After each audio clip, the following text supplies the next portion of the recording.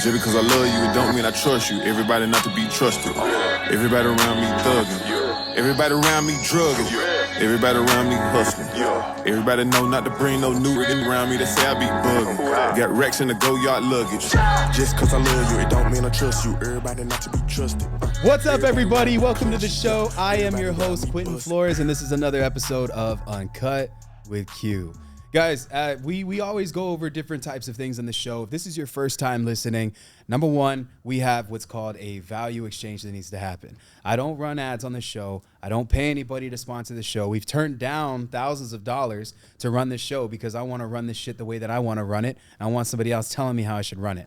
And so, guys, you know, I love spending money on getting the message out there. That's the goal in this show. My goal is that your life is changed after this episode. So I got a phenomenal dude here, and he's going to tell y'all about the amazing shit that he's been able to overcome in his life, all the hardships and everything. And so, guys, if you get this episode and you're like, man, this is fucking insane, and it keeps you awake at night, that's what I like. Share this show. If it doesn't do that, then don't fucking share it. It's all good. We'll do better on the next one. With that being said, man, we have 5 different types of shows. We have Real Talk, where I come on here and I say some shit from my head. Then we also have Q&A with E and Q. My buddy Aaron and I, we answer your questions. So if you got any questions about business, mindset, systems, processes, whatever the fuck, go to quentinflores.com/ask E and Q, and then you can submit your questions there, and we will answer them live on the show. Then we have Surf the Web, STW, right? And so that's pretty dope. Me and my guy Trey, we surf the internet for things that were trending and that are dope, and I give you my 2 cents on them. And then the fourth one is Mindset with Mitzi. Mitzi goes over some crazy hippie shit. Definitely think that y'all should tune into this because Mitzi is like an alien. And then the 5th show, what's the 5th show again? Somebody help me, I forgot. It's one of them. Either way, there's 5 shows. Oh, the last one, I bring on somebody fucking dope, and they talk about dope shit. So guys, I love these things, all right? If y'all love what we do, just share this show. That's all I ask, all right? With that being said, man, we're going to jump right into this thing. I have an amazing friend of mine that just came into town. I never see this guy because he's doing amazing things all of the time. But you know what? I don't ever message him and ask him if he's all right because I just know he's all right. You know what I mean? Guys, this is a phenomenal friend. Dude, introduce yourself to the world, bro. Yeah, man. Thank you so much for having me on. Nick Perry. Love being back here in Texas. This is where, I went from basically being broke, having no money, to becoming a multimillionaire right here in the great country of Texas, not the state of Texas. Yeah. It's the greatest country in the world. So happy to be back. Thank you for having me on. Absolutely, Nick, dude. As much as we've hung out, it's probably been less than 5 times. You know what I'm saying? But every single time, it's always good vibes, dude, and you're always moving. You know, I just saw that you guys came back from a huge retreat. I think you took your whole team to Mexico, right? Or something like that. I don't know what that was, but I know that you guys, you know, y'all really show out for your people. And I love that so much, man. When I see you winning and then people on your team winning and everybody's lives are changing and you're able to give people experiences like that, I just know you're making moves, dude. For the people that may not know anything about what it is that you're doing, because I know you have multiple businesses going on, kind of give the audience an idea of what you got going on. Yeah, so where I am right now is I own a company called Want to Sell Now. We're one of the larger real estate investment companies out there. We do wholesale, fix and flip. We have Airbnbs, rentals, and we do pretty high volume. Our company's based in Austin, Texas. I've removed myself from there. I actually live in Panama City, Panama. So I live outside of the country. I live there. And then I also live in Miami, Florida. So I live in Miami Beach. If you guys are ever out there, hit me up. And Texas, I always brings me back. So I'm usually here, every few months. But my company started from nothing. It started from a 1-bedroom apartment in the hood, just an idea, a laptop, and and some hustle. So it's been a journey to get to this point, and I'm humbled and blessed to be where I'm at. I see it, man. I see it in the way that you give when you're speaking on stage, and you're literally telling people the map. You know what I mean? I've gotten the opportunity to see Nick speak twice, and each time he's always just giving so much value, dude. So that's what I'm hoping that we can do right now, bro. But what I don't know, man, you talk about Texas. I love that. I'm not from Texas, bro. Did not. No. Yeah, dude. I was born in Ohio, man, in Cleveland. Wow. Yeah, but I grew up in Texas. When I Yeah. got down here, the only reason I was born in Cleveland, just FYI, my dad's whole family's here in San Antonio, and so is my mom. But my mom was like a kid. She was like 16, 17. My dad was already in his 30s, bro.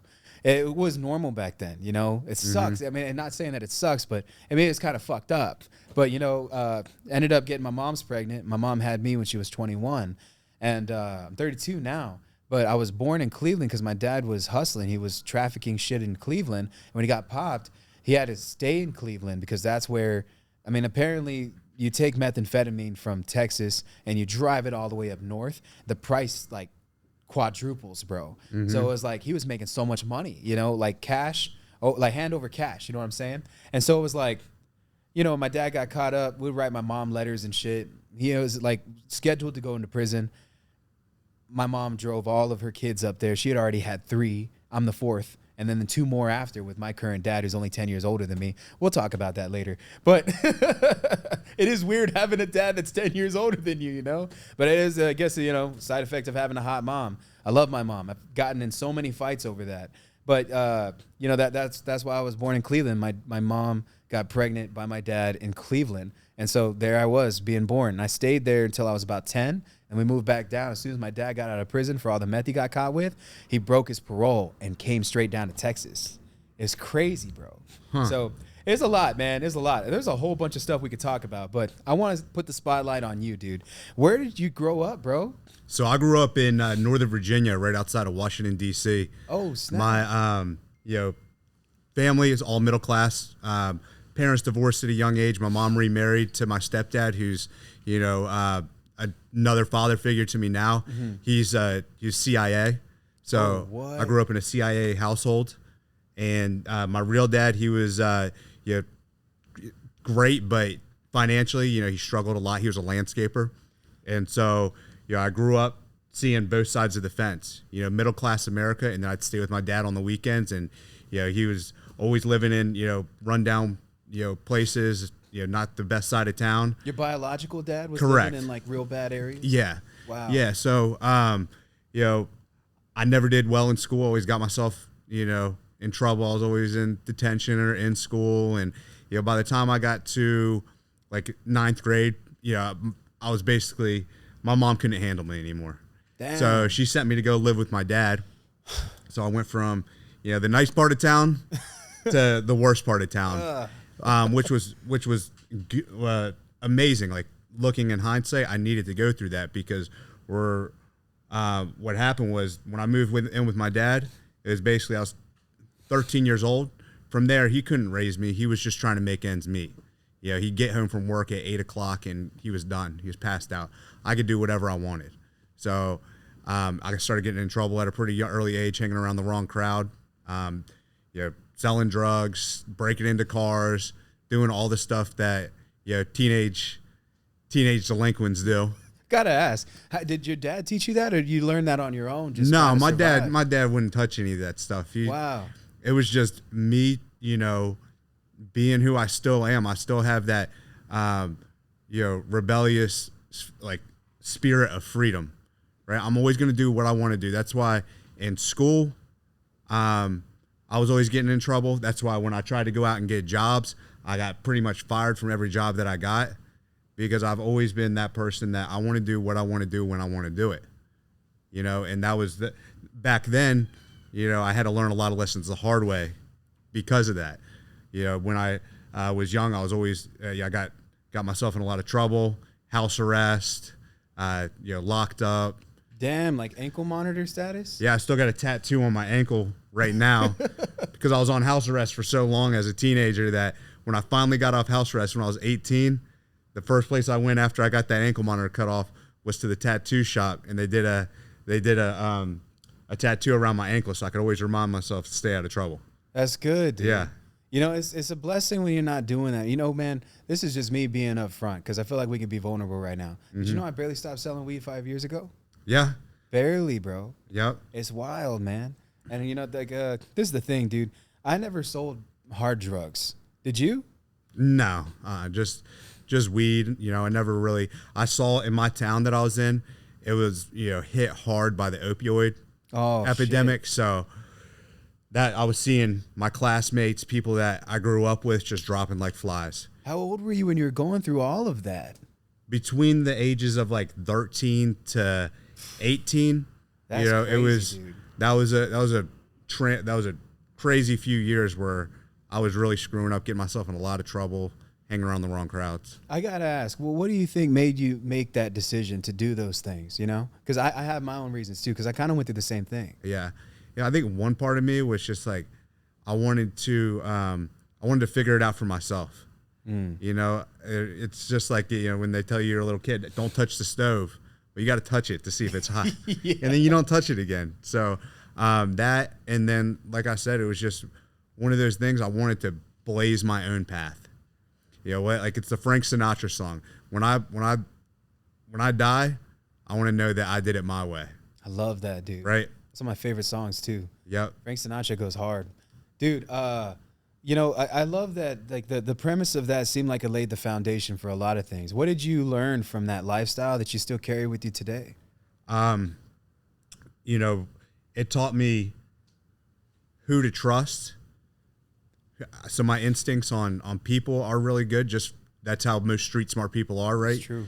You know, so those street smarts and common sense transmuted well into everything that I do. Because you have to have a lot of common sense. You got to have a lot of, you know, skills to read people. I can read people very quickly. And then, you know, a lot of the trials and tribulations that I went through, they taught me that I can go through anything. So when I get into like business, when shit's hitting the fan, you know, in the office, it's like, this is nothing. It's definitely better than where you used to be, right? Correct. That's how I always feel about it too. You know, sometimes like today, man, like it's the first, I got so much overhead that I got to pay. And in my head, I was thinking, I was like, fuck, man, I mean, it's what I asked for too. But this is damn sure better than where I was at. You know what I mean? And I'm damn grateful for it. Like this morning, I felt stressed because I was like, fuck, it's the first. And I have these clients that like are delayed on payouts for a multitude of things, you know? And so I'm just like, man, now I'm gonna have to come out of pocket to pay X, Y, Z. And in my head, I was like, dude, I used to pray for problems like this, you know? 100%. And like, I legit just had like a moment of clarity where it just clicked in my head. And I was just like, we just gonna get it the way that we did it before. But we're just not there anymore. That's another thing that it really taught me is like when you get pushed into a corner, I was you either have fight or flight, right? Yeah. So I'm the person that if I get pushed into a corner, I will chew my way out. And I've been in positions in my life where it's life or death. So I know how to chew my way out of situations. And that's served me well, very well in business. You know, like you're saying, I got all these problems going. Mm-hmm. Well, some people are just going to fold and, you know, go into the fetal position. Guys like you and me are going to step up and just chew our way out and get to the other side. I love it too, man. It's a blessing to have gone through those things, really. And I can tell that you also going through that. What was the pivotal moment that happened when you were like, let's leave this life behind and let's start something different? When did that happen and how did that happen? Yeah, so really the big transformational moment was I was selling weed. I was smoking weed every single day. And we used to get our weed from the Crips. There was like a local little, you know, sect of Crips in our town. Wow. And they were all like Korean, so they were the Asian Crips, right? And one day we had to re-up. We were at a house party, and they came over to this house party, and they we were doing the deal, and they brought a bunch of people. We were already messed up, but they rolled deep into this party. So I saw some that I didn't know. I went over to introduce myself to this guy. I was like, hey, man, my name's Nick. Nice to meet you. What's your name? And it's a little short. You're a Korean guy. He's just looking at me. He's got his, you know, he's got his flags on, everything. He's, you know, acting real hard. And I was like, dude, what's your name, man? I'm just trying to say what's up. And he wasn't having any of it. So I was like, all right, whatever. So I turned around, and he pulls out a double-sided hatchet out of his back pocket, and he was just getting ready to come down and split my head completely open. My friend was in the same room, and he sees him pull out this double-sided hatchet and rear back as I turn my back away from him, and he gets up and he knocks this guy out, just jaw guy's out cold on the floor. So immediately all the other Crips just come in and they start jumping my friend. Oh, they see that happen. And so we literally had a beat, like it was me and him, and these guys were kind of small, so we ended up clearing all of them. I was choking them out one at a time, and then finally I got to the point where I was able to start pulling everybody off him because he's down on the ground getting kicked. And finally I got him back, and then we beat the shit out of all of them, and they left the party. And we're like, oh yeah, get out of here. We're feeling real good at this point. We go back to drinking and having a good time. Well, they didn't take it so kindly. So a couple days later, I'm sitting there and, smoking weed, hanging out with my friends in my room. And they're like, yo, the Crips, they put out a hit on you. They're coming. What? Yeah, and I'm high. Like, I just took like 3 gravity bong hits. And I'm like, the fuck am I doing with my life? Right? And I'm sitting there and I'm like, yeah, these guys are coming. It's going to be hard to stop them. I don't know when they're coming. And I just was like, what did I get myself into? How did I get to this point? And I got so freaked out. I was like, yo, you guys you guys got to go. I told all my friends, just leave. And then they get up and they're leaving, and they're like, yo, we're just fucking with you, man. We're just joking. It was a joke. They're not coming after you. We're just messing with you. And I was like, well, that wasn't a very funny joke, so y'all go home.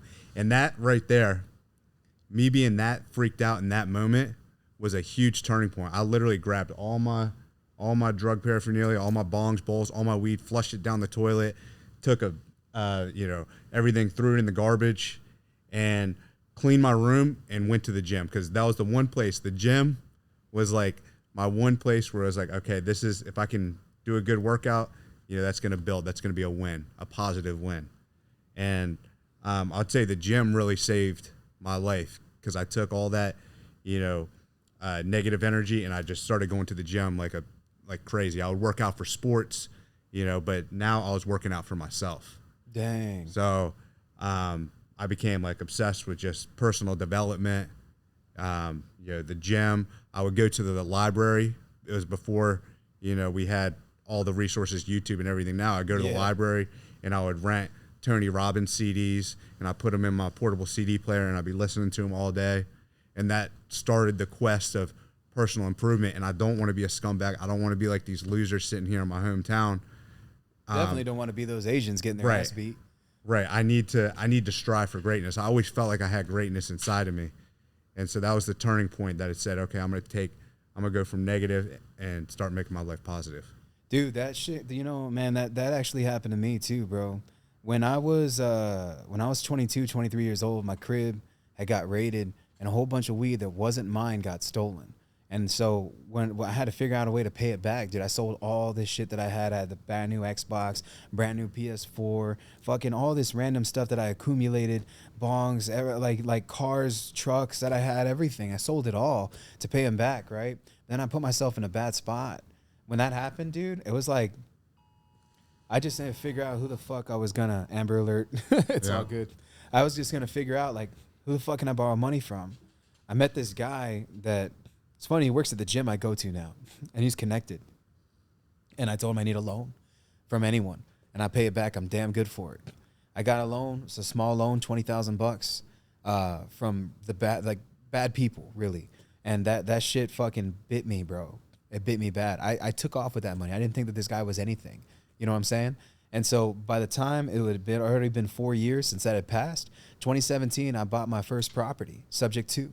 And so, like, I bought it, I started renovating it, and I was about to put a tenant in it. We went over there to just finish the floors. I already had the lease signed, like, they're ready to come meet deposit, and everything was going to go fluid, right? Attorney helped me out. I had so many resources that were helping me out. While my contractors were there, whoever that person was that lent me the money was a group of bad people here in town, bro. They found my name on that house because I put that property under my actual name. And then they went to that property to go collect, and they held my contractors down at gunpoint, said that they're going to kill them if I didn't pay them, and that they wanted $40K for the time that I wasted. And so I gave them $40,000 of the last bit of money that I had. Mind you, 2017, I made my first $1 million, but I had fucking spent all of it losing my family and like doing dumb shit, like going to strip clubs and just completely imploding. Money's only going to amplify the worst parts of you, man. That's the thing that sucks. You know, I didn't get a chance to enjoy the gym the way that you did. And I didn't get a chance to find something to channel the anger either, because it had always been there. And I got it from my dad beating the shit out of my mom my life, you know, and just, I always felt weak because I wasn't able to protect her, dude. That's what really fucked me up, you know? And so that was the moment that changed everything. That's when I realized, I was like, man, this is the last demon that I'm putting to sleep. I gave him that house too, as an incentive. And I see that guy now every time I go to the gym. He says, what's up to me? Thanks me for making things right. You know, and he's just like seeing me make this change all of the time. Mm-hmm. He works at the gym. He don't work out at the gym. Right. But he's a cool guy, dude. And I'm damn happy to have gone through that. I could imagine that shift that happened. You know what I'm saying? Like after you started working on all of that, that self-development, you know, you're listening to these audiobooks and you're fucking digesting this information. What was the first play that you made that was like, holy crap, I know I can do this, and this could be something that could potentially make me millions of dollars? Yeah, I mean, I started, you know, going in the right direction. I stopped selling, you know, weed, stopped hanging around people. I moved out of the city that I was with all these people. Did that take a while to get out of that? No, when I decide to do something, I do it. Damn. I'm quick. I have no discipline. Keep going. So I got myself in a better environment, and I needed to decide, what am I going to do? Like, I always wanted to be a multimillionaire. That was like my whole thing growing up, is I want to be rich. When I grow up, I'm going to be rich, because I saw my dad struggle, right? But I didn't know how. I didn't have the knowledge. I didn't have the resources. And so I was like, what can I do right now? And I like to work out. So I went to school. I became a personal trainer. Oh, what? Yep. That's dope. I was a personal trainer for the first 5 years of my career. So 18 to 23, I was a personal trainer. And what I noticed was, you know, I was a great personal trainer. I had full book of clients. Everybody's happy. I'm busy. I'm working 60, 70 hours a week. Shit. And at the end of the year, I'm only making, you know, 80, 90K a year. And I'm doing this and I'm doing this. And all my clients are pulling up in, Rolls Royce Ghost and going to the Maldives and living in these like mansions. I was training in a wealthy part of town. And I'm like, they know something that I don't. Why are they millionaires and they're not working that much and they're making millions of dollars? They're doing something that I'm not. I got a broken operating system. So I started interviewing my clients. All my wealthy clients had a few things in common. None of them were W-2. You know, none of them had real like jobs. They were all business owners, or they were in real estate, or some high up executives in like Fortune 500, you know, companies with huge stock bonus plans and stuff like that. So that circle of clients actually was a huge source of inspiration and mentorship for me early on. You know, my client actually saw, you know, I would interview him. One of my wealthy clients, he owned a chain of frozen yogurt stores. And he was like, look, why don't you come work for me? We're opening up frozen yogurt stores like crazy right now. I need somebody to help me get these stores open. You're going to fly around the country and do this. And he became like my first real mentor. His name was John Fitchett. John, if you're listening right now, appreciate you, man. He was the former CEO of Quiznos Subs. Back when Quiznos Subs was in its like heyday, when there was lines around the block to go into Quiznos, and he sold it at its peak and cashed out, retired. After he got bored being retired, he built this large chain of frozen yogurt shops. And Is he poured into me. Quiznos still around? Yeah. But he sold it, and then the next owners ran it, you know, ran it into the ground. That's crazy, bro. Yes. The previous owner of multiple Quiznos. Quiznos. Or he owned Quiznos. He was the CEO of Quiznos. Holy shit. What? Yeah. What did Silver he teach Fox, you? like badass dude. I mean, I was 23, ripped. Yeah, he was ripped, bro, right? Yeah, he's 55, like, you know, Silver Fox. And I remember we would go out and he'd be pulling way more girls than me every time. He could just talk to anybody. He would remember everybody's name. Just the character of who he was incredible. That was where I really saw like what it takes, how you need to treat people in order to lead. he taught me not only leadership, but sales, showed me about business, marketing, literally the foundation of, what our business is today. Yeah, he showed me in those early years, and he didn't teach me, but I observed. And through that experience, I was able to, travel the country, find the areas that I really like to be in, because I was in Northern Virginia still, and I couldn't stand it there. It was, cold, traffic. The people were pissed off all the time because they work for the federal government. And I wasn't going to follow in the footsteps of my stepdad and be in the CIA. I had already screwed up my record, Oh shit! too much. So yeah, it's gone. that opportunity is out the window, and I desperately wanted to move out of my home city. So that frozen yogurt trend died off pretty quickly. It was super hot, 2011 to 2014, and when that died off, I was pretty much out of a job. So I took a little bit of savings that I had from that job, and I moved to Austin, Texas. I went to Austin on a business trip, and I fell in love with it. And so I came down here with $5,000 in my name, no job, no connections, no idea what I was going to do. I just remembered I want to own a business. I can't go to work for the man the rest of my life. So I started researching all these different entrepreneurial ventures on YouTube, and I came across real estate wholesaling, and that's where my journey started. I love it, dude. I found wholesaling in 2013 at like the weirdest of places, dude. I was doing Molly in Dallas, Texas with my girl. We were kind of we were monogamous at the time. Like we were kind of open, My girl would make out with all my homegirls. So I had, I'm still with this same woman. She is still a firecracker, that girl. Yeah. She was just in here yesterday doing a photo shoot, bro, and she had me pulling her on a leash and shit, and she was being a sexy robot. Nice. She's wild, man. She don't care about business, but that's my woman, and she completes me, I don't need no girl to make money to make me happy. For sure. You just got to support what the fuck I'm doing and keep this battery recharged. Agreed. You do that for me, I give you the whole world. And I'm glad that she's still in my life today, because that was almost 10 years ago when this happened.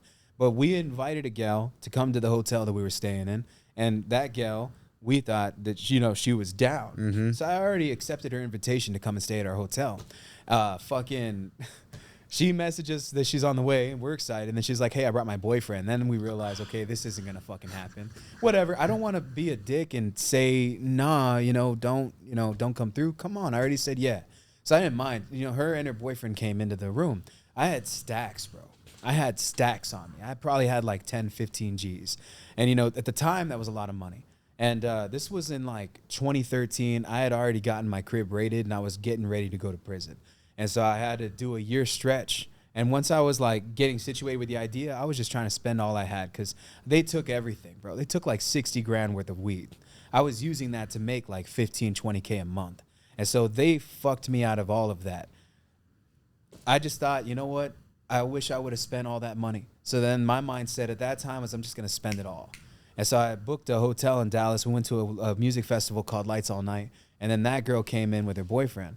Her boyfriend and I did Molly and get fucking, like, we got wasted at that club, dude. We were like jumping up and down. It was awesome.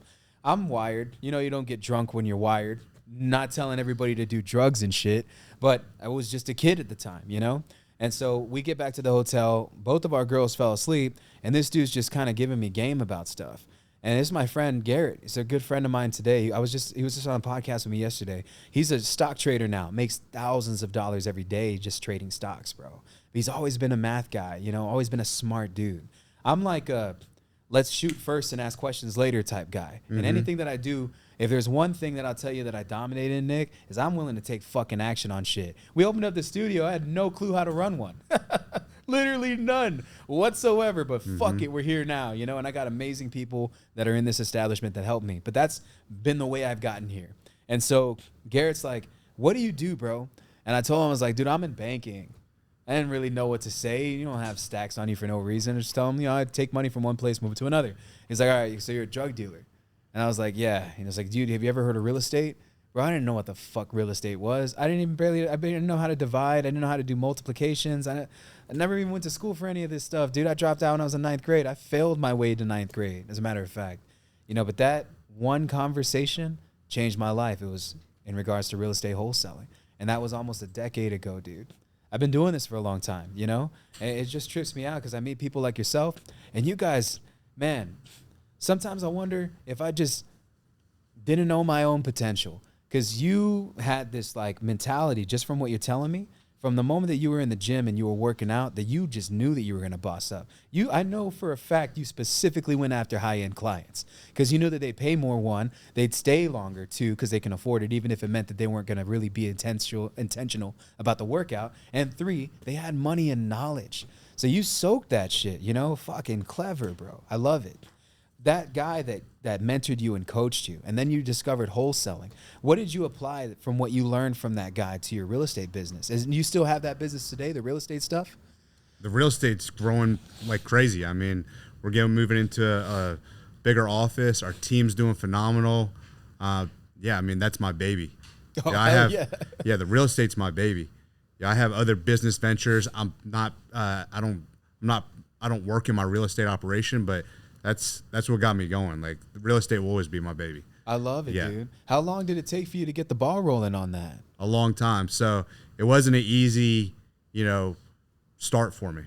When I moved down to Austin, like I told you, I didn't have any money. I didn't have a plan, but I came across real estate wholesaling on YouTube. And when I started understanding, okay, you need to do marketing for motivated sellers. Well, I didn't have any money. So the only thing I could do was handwrite letters, handwrite bandit signs. And so I would handwrite letters until my hands were like cramping up and send them out every single day. Every night I'd go put out bandit signs, and then I was generating appointments, but I was striking out on every single one. I just didn't know what I didn't know. I was young, and I was probably, too naive to lock up a deal even if it was sitting in my face. So, Oh, shit. So it took me 104 appointments in 11 months of face-to-face seller appointments, driving all over the state of Texas in my beat-up, ragged-out, Mazda 3 with no AC. Holy shit. In the middle of the summer, and It's Austin too, bro. Yes. Fuck this summer. Yep. My Sometimes God. driving 2 hours, 3 hours this way and back in a day, and They're it still was working on those highways too. Every time I drive by Austin, I'm just like, this is ridiculous. But so that was how I started, and it was through just hard work and persistence that I made it to the other side. I mean, I remember, on probably like appointment number 75, it was getting to me. I came back and I'm like, man, other people can do this, but I can't. I've done 75 of these appointments, and it's just got to be like, I'm not cut out for this. and you were counting them too, like each appointment. That's Yeah, crazy. I had a spreadsheet of all the appointments and things like that, and I was like, maybe I'm not cut out for. So I started getting to that negative self-talk, and then I remember I was like, look, if another man can do this, then so can I. Either I'm going to do this or I'm going to die trying. There is zero other outlets that I'm giving myself, because I put so much time, energy into that being my dream, and that being what I wanted to do, is be a successful real estate investor, that I was going to do that, or I was going to die. And so I made that decision. Once I burned the ship of any other option, I kept going on these appointments. Next thing you know, I got a deal. And then I took all the money from that deal. It was my first deal, was $12,000 assignment fee. I rolled it all into direct mail, got a couple more deals back to back, and then just kept going from there. And then, here we are. Fucking insane, bro. Dude, what is the most deals that you've done in the month, in this year, in 2022, in 1 month? In 1 month? Oh, shit. Probably in September, we had like 38, 39 deals. Come on, man. What? Yeah. That's millions of dollars of houses and properties being moved, bro. Yeah. That's crazy. So you went from just straight up getting it out the gutter to now having a full-blown business and an establishment. Do you have like a staff and a team in place and everything too? Yeah, in my office in Austin, we've got a 4,000 square foot office. We got 16 amazing people that are working in there that, I feel so proud, just to see these guys that are they're working hard every single day, closing deals, and these people are growing and, you know, getting new cars. Like, that's really gratifying to me. They're starting to, I'm teaching them, they're buying assets. So I've got an amazing staff. I think I got the best staff in the nation. That's amazing, dude. And did you learn how to build a team from that guy from Quiznos? No. So when I was struggling to become a real estate investor, I had to get a job because I told you I was basically broke. Dude, Austin's expensive too, Yeah, bro. and I was running out of options. So I went and got a inside sales job at Indeed.com. They hired me. I lied and told them I had a college degree when I didn't, so I could get the job because that was my only saving grace. And I guess I talked well enough in the interview that they took a flyer on me, and I got in there, and I was literally negative. I wasn't negative, but I had an $800 short on rent, and I didn't know how I was going to pay it. And I was like, man, I'm gonna have to get evicted from this apartment. I don't know what I'm gonna do. I got that job at Indeed, and I remember I was just like, I'm gonna do whatever I got to do to go in here and be the absolute best, so I can get myself ahead financially and start pouring money into my real estate company, so that I can get out of this 9-to-5 job. It was just a temporary solution for me. So I went in and went from like almost negative in my account to Rookie of the Year, Top Gun, President's Club at Indeed, making $250,000 a year in inside sales. I was banging the phones, getting advertisers on Indeed, you know, people to come on and spend money on sponsored jobs. Dude, what the fuck? This is crazy, dude. Mm-hmm. Dude, you know, a lot of people, they quit their job too early to get into the business. One of the things that my mentor taught me, and you already got this concept, but I got to tell everybody who's listening, don't go broke trying to get rich, dude. 100%. That's the worst thing you can do. You got to stabilize yourself first. You know, that's why they talk about budgeting. You got to like say, all right, I have this much money that I'm making. This goes to bills, and then this is going to my business. And so eventually you get your business to a point where it's making more than what your job's doing. And how long block the Indeed.com hustle? Mm-hmm. Fucking good play, dude. How long did you work there before you called it quits and said, my real estate business is taking off and I'm losing money because I'm not there all the time? I was there for a little over 2.5 years. I could have been out sooner though, but I was making enough money in my real estate business, but I got hit with common law here in Texas. So I was dating a girl here in Texas, and I brought her into my real estate company. I was dating her for 11 months, and I had her doing acquisitions while she was in between jobs. So she's answering the phone for me while I'm at Indeed.com. And Hell yeah. Yep.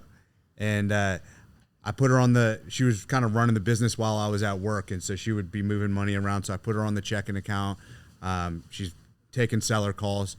This is like a normal rate. I've only been dating her for a few months, but I decided, you know what? This girl's driving me crazy. I got to go break up with her. So I went to go break up with her, and she was like, hey, I was like, look, I'm going to be out of town, so just make sure you're gone by Friday. I had a nice high rise in downtown Austin overlooking the city. Just brought all brand new furniture, got, you know, new cars. And Friday comes around, and I go back to my office at Indeed, and they're like, hey, you got a visitor here. And I'm like, who is it? And there's like some guy with a bike helmet on. He's like, are you Nick Perry? I was like, yep. And he's like, you've been served. I pull out, I open this envelope, and I look, and it's formal divorce papers from the state of Texas. And I'm like, oh, is this? This is like, I've just been dating this girl for a few months. Like, what do you mean? And on there, it's got, you know, not only that, it's got her, you know, letter from her lawyer. It's got a subpoena to court, and it's got TRO, so a temporary restraining order. So I couldn't even go back to my house and get any of my stuff. Couldn't get a toothbrush, couldn't get, you know, clothes, couldn't get anything. Well, fucking what the hell? What a psycho chick, bro. Yeah, she was smart. She had an attorney, uncle that was a, you know, really well-known family law attorney. I didn't know. And so she just got him working pro bono. And I'm just this young, you know, hustler kid from Virginia, didn't know anything about Texas common law. Yeah. Doesn't even exist in, you know, most states. It's like that here, bro. It's insane. There's no statute of limitations for how long somebody needs to live with you or whatever. If you get Somebody stay in your house for more than 3 days. If they get mail there, you got them. The final nail in the coffin was I put her on the Wells Fargo business checking, and they were like, "Yeah, you guys are married, so you're going through a formal divorce, and she's taking half your shit." And so between me having to clean out half my account to give to her, and I lost my apartment that I was the only one on the lease for. It's crazy. I lost. She wasn't even on the lease, and she got it. Like a year, 2 years. What? No. There's 0 statute of limitations for time. What? I learned all this the hard way. So between that, having to buy all new shit, I like went down to like almost like zero in my bank account from like having, my life savings at the time was like a couple $100,000. Dude. I just burned it all the way down, and then I had to go get a new place, and I built it back up. That's all the money that you were making too from Indeed. You were throwing it into a savings account and just stashing for your business. Yeah, but she wanted everything. She wanted all my shit, all the business. She wasn't going after 50-50. She was coming after 100. What the fuck, dude? So I settled out. Basically, the only thing I was able to keep was my website and my Podio build out. And I was like, as long as I got that, I'm good. That's what I'm talking about, bro. That's why CRMs are important, y'all. We're just gonna reiterate on the importance of CRMs. Damn it, the deal is in the pipeline. That's your bank account, bro. I trust my CRM more than I trust my own bank account. That's right, dude. Wow, yep. Wow. So you had to all right. You literally were starting to make noise. You had established yourself. Mm-hmm. This crazy chick just comes in and just throws you for a loop, and now you have to rebuild again. Yeah, but it didn't take me long because I already had the knowledge. I had the experience. Like, mind you, when all this was going on, like it was rough, but I'm a hustler. Like I'm still going. I'm still talking to sellers. I'm still locking up contracts. It's like, boom. All right, there's another 30K. All right, boom. There's another 15K deal. All right, I'm getting a huge bonus coming in from Indeed. So it's like I bounced back quick. So I went and I was back to where I was in the account within 4 or 5 months. So after I waited for one more quarterly bonus from Indeed, and then after that, my plan was, yes, the real estate needs to be making more, but I want to give myself some runway too. So what my mentor told me was have at least 90 days of personal expenses and 90 days of business expenses minimum in the account before quitting. So I actually did like 4 months, and then once I hit that, I was good, because when you go into business, you don't want to be operating from lack. You want to be operating from a place of strength and abundance. So if you're listening to this right now and you've got a job, take that as a blessing that you have the safety net to go hard in the paint in business, right? Don't use it as an excuse that it's holding you back. We've all got 24 hours in the day. When I was at Indeed, it didn't matter. I made my real estate business successful while I was at a very demanding, high quota, high pressure inside sales job. And I did it through, go to my 9 to 5, and then 6 till whenever I passed out at night is when I would work on my real estate. And then all day Saturday, all day Sunday. There was not days off, none of that in the beginning. You do what you got to do to get ahead. In the first couple years in a business, you're going to be working your ass off. It's just the way it is. So, if you guys are out there and you got a job and you're trying to figure out what am I going to do to transition, get your liquidity up. Make sure you've got pipeline and you've got income consistently, and then exit. Dude, I love that, bro. Honestly, man, a lot of people can benefit off of that, because too many people try to make the mistake of saying, oh, I'm very prideful, I'm going to walk away from my job because fuck a job, I want to be my own boss. And then they jump into a business, and then they lose that safety net, and it actually backfires tremendously, because they realize they have to work 5 times as hard here than what they did in their job. You know what I'm saying? I don't mind operating out of pressure. I work great under pressure, but don't put yourself stupidly in pressure to where you're gonna, because you're just gonna end up, crashing your company. And then you're gonna be, one step forward, one step backwards. Yeah, and it's like it's counterproductive actually, and it puts negative connotation on the outcome that you're really wanting, which is financial freedom. Use any and all means that you can to make money, and if you have a job, you can still allocate time to a business. There's 24 hours in a fucking day. I was at Indeed. I'd be closing a deal for Indeed. I'd hang up the phone. I'd pick up with a motivated seller. I'm not supposed to. I get in trouble for doing real estate on my job. So I'm not telling you guys to get fired or nothing from your jobs, but you do what you got to do. Your lunch breaks, any free second you got, you can pour in. as long as you're maintaining your responsibilities and doing a good job for, your company too, it's nothing wrong with having a job. It's going to get you to where you want to be faster. And there's so many platforms, like I feel like where you're speaking from too is a time when there wasn't a lot of software out there either, because it was so cookie cutter back then. You either go down to the courthouse, you put up bandit signs, or you just literally buy a list on listsource.com or something, you send mail. That's what it used to be. Right. Nowadays everybody can have a whole process of marketing streamlined so that you can do it on your off days and on the time frames you're not at the job where you have obligations. Like I have a friend, dude, he works at Costco. He's one of the lead execs there, and he's a cool guy. I mentor him. His name's Miguel. And shout out to you, dude, if you're watching this. I love coaching you. You're fucking killing it. I told him, he was like, Q, how can I do this? And I have this much money I'm willing to put into it without having to be there. And I was like, bro, hire a virtual assistant at $4 an hour on Upwork.com, pay for an SMS platform, and send out a bunch of text messages and have this VA on the clock setting you up with appointments for when you're off on your days. That's what I did. I had a great virtual assistant in the Philippines, and she did everything for me. She was my eyes and ears. She answered the phones, set things up for me when I was off the clock. And that's a great way to get started if you're in a job, is to get a virtual assistant that can be there for you for cheap. So that's a huge tip right there. It is, dude. And definitely it's not like, you just got to start where you're at, dude. So if you can afford this type of system, then do it. Just don't burn the bridge on solid income. To attest to this, I have a student of mine. Her name's Ashley Carey and her husband, Doug Carey. I mentor them, and they're amazing. They do a full-time flip job by themselves, bro. So they'll flip a house and do all of the work on their off days. She has a stay-at-home job that makes her $200,000 a year, bro. And she's been telling me she wants to quit her job for the title.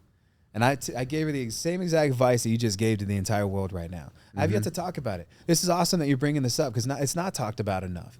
You shouldn't leave a safety net until the thing that you're doing is 1,000% set up. Because now you have a full-blown business producing probably multiple 8 figures every single year now. With the amount of deals that you're talking about doing, those aren't small numbers, bro. No. And I know the average fees that people make on every type of deal. Single family, $20K. Multifamily, $100K. Industrial, commercial, XYZ, it goes up to the millions at that point, And I know that you do every type of deal under the sun, because I've seen your operation and I've gotten a chance to meet some of your people. So it's always been like, just mind blowing, So it's like, you don't put yourself in a position because you have this hopes of making this amount of money. You got to stabilize yourself first and then stabilize your business. Then your business makes more money. Just than your be job. strategic. I hate a job. Like I told you guys, I'm basically certified unemployable, but be strategic with what you do, because if you can just suck it up, get your shit together, you're going to go so much further, so much faster than if you're dabbling and you try to quit and then before you're ready. So having grown up, bro, like doing all of that crazy shit, what does your life look like now, dude? Well, I mean, I'm semi-retired at this point, so I live in Panama City, Panama. I'm learning a lot of Spanish down there. I've got a penthouse, 55 stories in the air, 11,000 square feet. Just me, my dogs, my live-in, which has been, something I always wanted to do, was move outside of the country. So I'm getting, culture that, I always wanted. I've got multiple residences. Like I said, I'm here in Texas. I got a house in Miami, Florida, big penthouse in Panama, and all that's possible through real estate. So, and that's the thing. When you have money, you have options.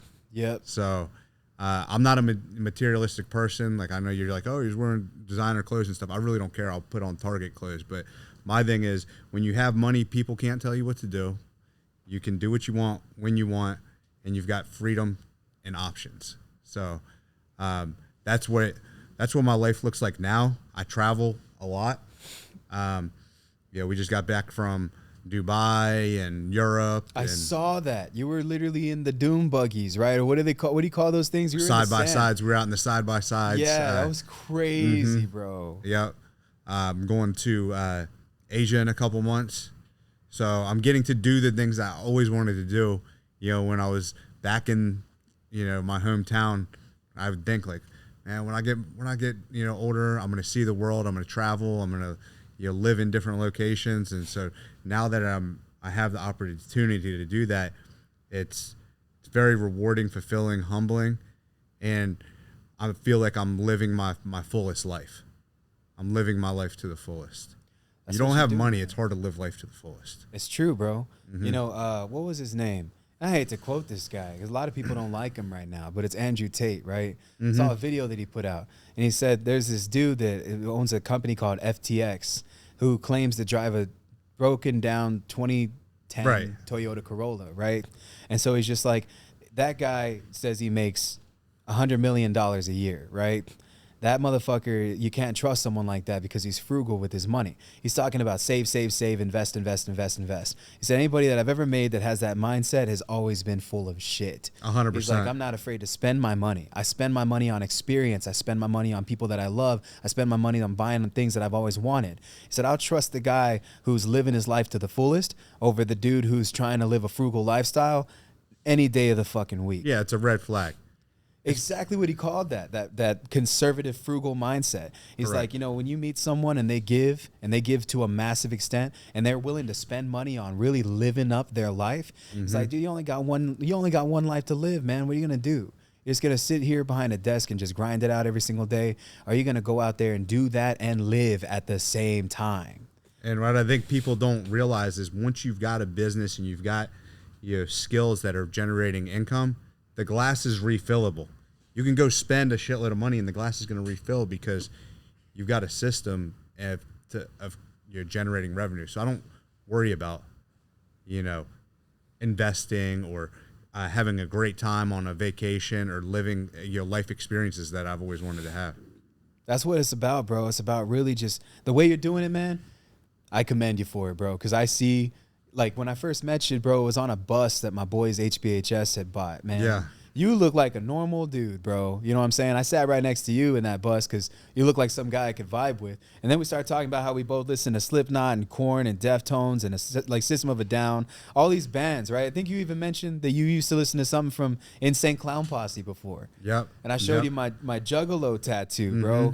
No judgment. I was young, all right? But yes, I have been blessed with Fago, and they have sprayed that shit all over me in concerts. But, I could tell you come from humble beginnings, brother, and just seeing the way that you give. Because, man, if there's anybody, dude, that I'll tell you guys, you got to follow my dude, Nick. I'm going to put him in I'm going to put all of his tags there. Are you still retired by 33 on IG? I got my main account back. So Nick Perry REI is where I'm posting the most.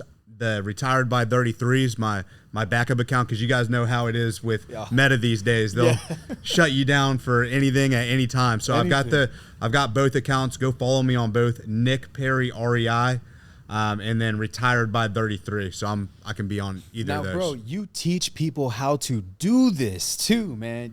I can't let you get off this podcast without plugging that thing that you got going on, brother. Tell them a little bit about it. Yeah, hindsight's always 20/20, right? I look back and I'm like, man, this journey, it's taken me almost a decade to get where I'm at right now. But if I had the knowledge that I have right now and I had to start over, I could have this in a fraction of the time. Maybe 6 months, maybe a year, I'd have it all back. So how valuable would it be, to share that with other people? And people have come up to me and I've changed a lot of people's lives. I made a lot of people millionaires. Just out of the generosity of my heart, and people were begging me, can you please coach me? I'm like, I don't have enough time in the day. It's not that I don't have enough time. I just really don't, I value my time more than doing one-on-one coaching. So I took a ton of energy and a ton of time and I broke down everything that I do, everything that's in my brain. I put my heart and soul into creating it in easily to digest video, like small videos. So you can go through and see everything in my business, from how I do marketing, PPC nationwide. We do property all over the country. So how do we do nationwide wholesaling? Literally everything that I've learned in entrepreneurship up to this point, we put in there. But then I took it one step further. So I don't just say, oh, here's a course. Every 2 weeks, we jump on Zoom with all the business owners. You meet with them directly too? Correct. Shit, come on. So every man. 2 weeks, we jump on Zoom and we're hand-holding you to get you to where you want to go. So that's my thing. It's called 7-Figure Cartel. So anybody that's in there, the goal is to get you from where you are right now to multiple 7 figures a year in your real estate company, so you can go out and expand, to other things. You guys make sure that y'all tap in. Nick, dude, before I let you go, brother, what is one piece of advice that you could give to that one kid that's selling weed, that's freaking 18 years old, listening to this podcast, wanting to do exactly what you just did, bro? What is one piece of advice that you could give to that guy listening? Educate and take action. There's no excuse with the way that technology is right now in 2022. If you want to do something, get disciplined. So the way that I've got any goal that I've ever set out for, I've ever had, I've always got. Anything I want, I get, but it's because of discipline. So if I have a huge goal in front of me, I look at it and I say, what are the few projects that are going to be in there? If you have a big goal, there's usually like 3 big projects that need to happen. And within each of those projects, there's a list of things. So this is how my mind works. I'll look at, okay, I want to start a real estate company. All right, well, what needs to be done? Well, I don't know anything about real estate. So, all right, educate myself on real estate. Well, I don't have any money. Okay, what do I need to do to solve that roadblock? And I'll start, coming up with a list. And then your job is you start checking things off that list. All right, well, in order to educate myself, I need to follow these 5 people. I need to follow Q. I need to follow Nick Perry. I need to get on YouTube, digest all their content, get their courses, right? So you just start taking action towards your goals, and you'll get there eventually. So I'm very checklist minded. So get disciplined, get the right education, and take consistent action every day until you get to where you want to be, and follow the right people so you're not making dumb mistakes and spending a bunch of time, energy, and money like I did in the beginning. I love it, man. Guys, the smart motherfucker learns from the mistakes of his mentor, not from his own. Yep. A wise man learns from his mistakes. A brilliant man learns from another man. So Boom. That's the fastest way to get to where you want to go. I love it, dude. Thank you guys so much for listening. Thank you, Nick, for being on the show. Dude, man. thank you so much for having me on. I'll see you guys on the next one. Let's get it.